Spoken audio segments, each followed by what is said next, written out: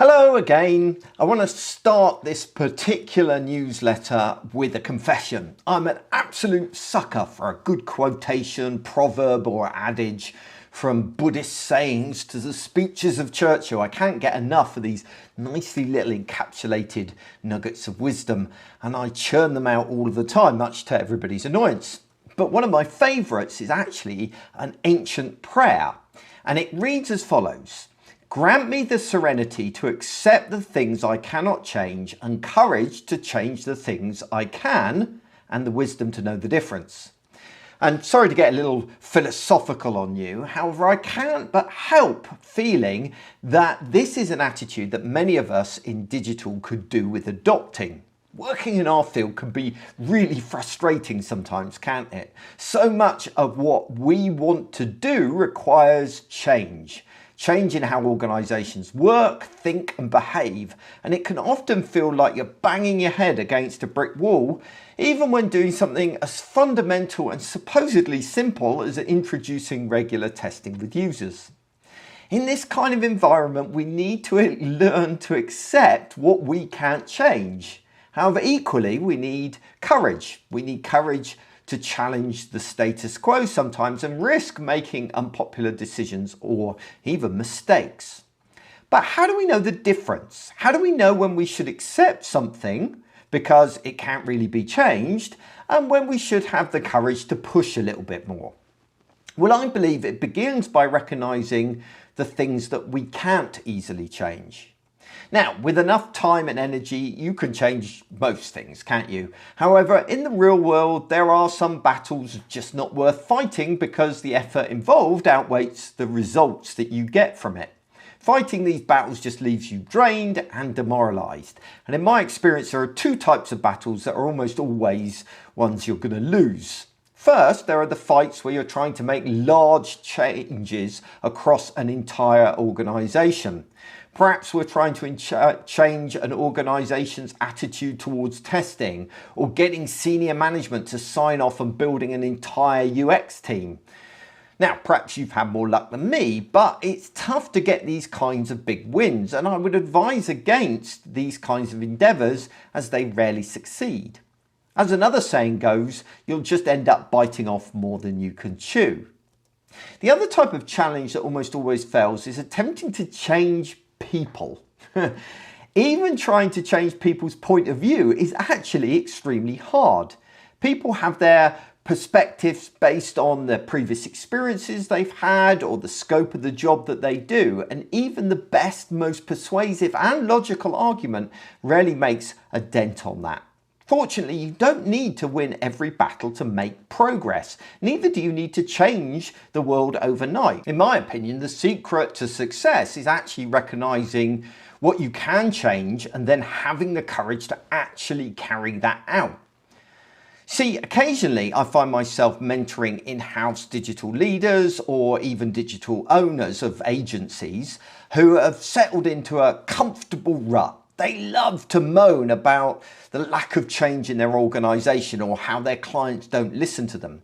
Yet secretly, they'd be absolutely terrified if they were given the freedom that they're complaining they're lacking. Something is very comforting and comfortable about being able to say that you tried and you were ignored without actually having to do anything. So you make these big asks that really you know are never going to be fulfilled instead of looking at what you can do. You see, in almost all cases, these people could be doing more than they've actually done if only they had the courage. You see, opportunities surround us, and yet our fear and lack of motivation prevents us from acting. For a start, nothing's stopping you from changing yourself. Unfortunately, it's a lot easier to demand others to change than it is to go about changing ourselves. However, making even some small changes in how we work can make an enormous difference. And let me give you a couple of examples. First, we could try adjusting the way we communicate with others. Our stakeholders and clients aren't going to suddenly start caring about user needs, so why are we bothering? But the chances are that we could make improvements to the user experience which will help them achieve the things they do care about. So we need to focus on those instead. We need to focus on helping others achieve their aims rather than how they can help us. You will find that people are a lot more open to adopting digital best practice when they can see how it can actually help them. So we can change the way we communicate. Second, we can stop being in such a rush. You don't need to establish the perfect digital workflow overnight. If we keep demanding big changes from others, we're going to keep being disappointed. People will be overwhelmed with the size and the cost of the changes that you want. Instead, we need to focus on making small incremental changes.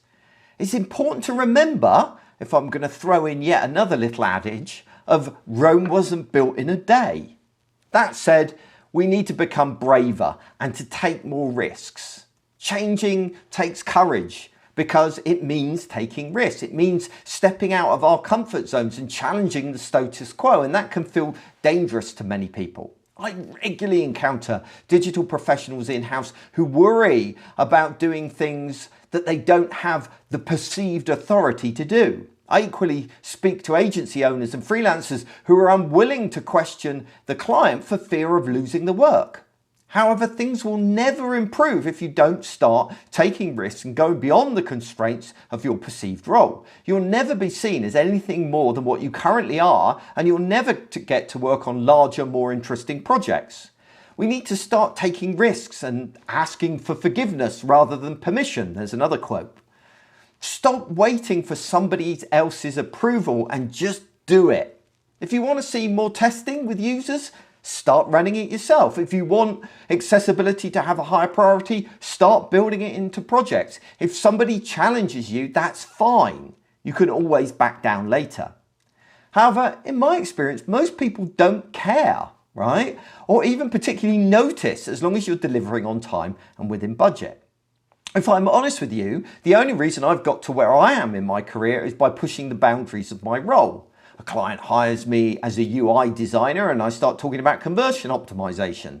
They approach me about conversion optimization and I start talking about the broader user experience. They hire me as a UX designer and I start talking about digital transformation. Does that mean that sometimes I lose work? Yeah, occasionally I do. But most of the time, people value somebody who can look at the bigger picture. As long as you provide value, people are happy to give you latitude to explore other areas. Yes, you're not going to win every battle, and yes, you need to know when to back down. But if you never try, you're never going to succeed. So this week, I'd encourage you to step out of your comfort zone and let me know what happens.